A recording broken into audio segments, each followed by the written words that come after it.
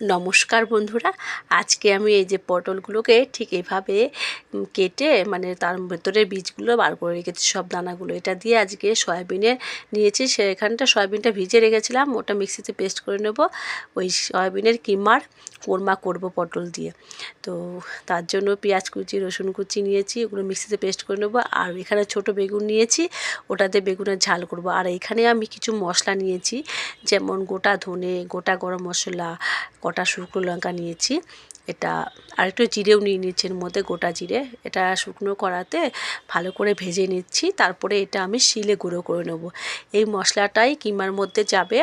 তারপরে একটু পটল যখন কষানো হবে তখনও দেবো। এটা খুব ভালো গন্ধ বেরিয়েছে। তারপরে আমি এটাকে নামিয়ে নিচ্ছি। এবার কড়াতে আমি দিয়ে দিয়েছি সাদা তেল। তার মধ্যে আমি যে পটলগুলো নিয়েছিলাম না, সেই পটলগুলো আগে মানে হালকা ভেজে নিচ্ছি, যাতে মানে পুরটা ভরার পরে পটলগুলো তো আর ভাজতে পারবো না, কারণ তখন ভাজতে গেলে পুরগুলো সব বেরিয়ে যাবে। ওই জন্য হালকা একটু ভেজে নিচ্ছি। হালকা করে ভাজবো, বেশি কড়া করে ভাজলে পরে কি তখন পুর ভরার সময় আবার ফেটে যেতে পারে। ওই জন্য একটু হালকা করে নুন হলুদ দিয়ে ভেজে তুলে নেব। তারপরে আমি এর মধ্যে যে সয়াবিনের কিমাটা মিক্সিতে পেস্ট করে নিয়েছি, সেইটা আমি এর মধ্যে গ্রেভিটাকে মানে ওইটাকে একটু ভালো করে কষিয়ে নেব মশলাটাকে। এবার তেলের মধ্যেই আমি পেঁয়াজ, রসুন, কাঁচা লঙ্কা কুচিটা দিয়ে দিয়েছি।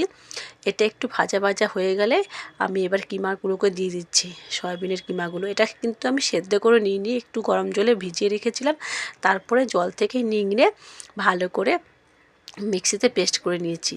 এবার এক এক করে এর মধ্যে জিরে, ধনে, লঙ্কা, শুকনো লঙ্কা, কাশ্মীরি লঙ্কার গুঁড়ো, সব নুন, সামান্য একটু নুন দিয়েছি।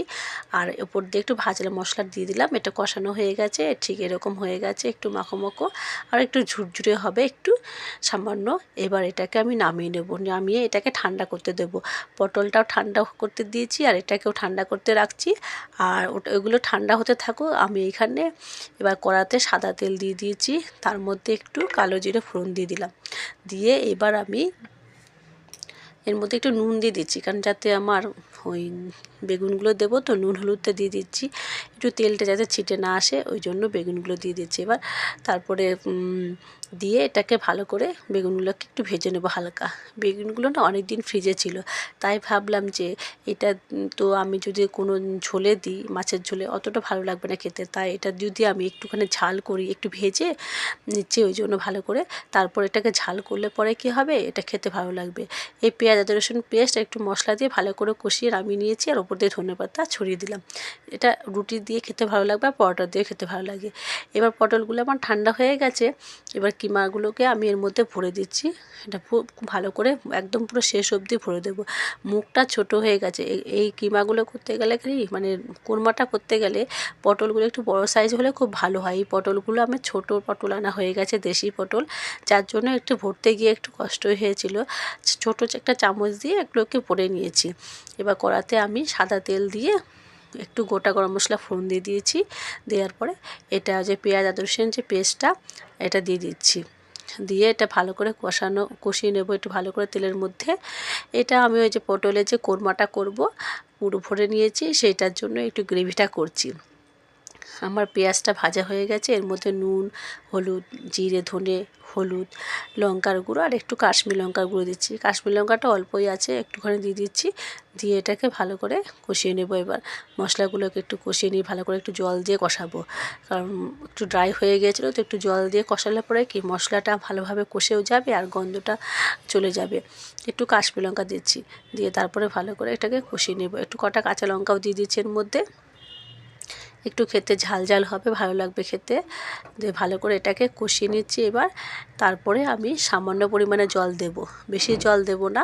তো সামান্য পরিমাণে জল দিয়ে এটাকে পটলগুলোকে সেই ঝোলের মধ্যে ভালো করে চাপা দিয়ে অল্প আছে সে একটুখানি সেদ্ধ করে নিতে হবে, বেশি ফোটানো যাবে না। এবার যে ভাজা মশলাটা আছে ওইটা একটু দিয়ে দিচ্ছি। ভালো গন্ধ বেরিয়েছে, বেশ একটা বিরিয়ানির গন্ধ যেরকম বেরোয় ঠিক সেরকম ফ্লেভারটা এসছে। কেননা যেহেতু গোটা গরম মশলাও আছে এর মধ্যে, আর একটু জিরে ধনেও আছে, তো ভাজা মশলার একটু সুন্দর গন্ধ বেরিয়েছে। খেতে ভালো লাগবে এটা। তো আজকে তো আর মাছ টাছ নেই, ওই জন্য এগুলোই করছি, আজকে এই রান্নাটাই করে দিচ্ছি। বড় ছেলে আমাদের সবার হয়ে যাবে একটা, এটা খুব ভালো হবে খেতে। আর দুপুরের জন্য করছি এটা, একটু জল দিয়ে ভালো করে এটাকে ফুটিয়ে নেব। তারপরে আমি পটলগুলো দেবো, আগে পটলগুলো দেবো না, এটা কাঁচা, জলটা কাঁচা আছে ওই জন্য এর মধ্যে এখন আর দেবো না। ঝোলটা ভালোভাবে ফুটে যাচ্ছে, এইবার আমি এর মধ্যে পটলগুলোকে দিয়ে দেবো, দিয়ে ভালো করে চাপা দিয়ে দেবো, দিয়ে আস্তে করে আঁচটাকে একটু কমিয়ে রাখবো। বেশি মানে আঁচে দিলে পরে কী হবে, পটল থেকে কিমাগুলো বেরিয়ে যেতে পারে, ওই জন্য অল্প আঁচে চাপা দিয়ে দিয়ে পটলগুলোকে আর একটু ভালো করে সেদ্ধ করে নেব, আর গ্রেভিটাও ভালো হয়ে যাবে, খেতে ভালো লাগবে। তো এগুলোকে একটু উল্টে পাল্টে দিয়ে দেবো, ভালো করে চাপা দিয়ে রেখেছিলাম। এই আমার পটলগুলো অনেকটা সেদ্ধ হয়ে গেছে, মোটামুটি সেদ্ধ হয়ে গেছে, তো ঝোলটা অনেকটা শুকিয়ে গেছে। এবার এটাকে নামিয়ে নেব আমি। তো কেমন হয়েছে বন্ধুরা, যদি ভালো লেগে থাকে তাহলে অবশ্যই একটা লাইক ও শেয়ার করে দেবেন, আর আপনারাও এইভাবে বাড়িতে বানিয়ে খাবেন, ভালো লাগবে খেতে। ঠিক আছে, সবাই ভালো থাকবেন, সুস্থ থাকবেন, সাবধানে থাকবেন। আমার দুটো রান্নাই পুরো রেডি হয়ে গেছে আজকে দুপুরে, এই হচ্ছে আমার খাবার। আসছি, টাটা।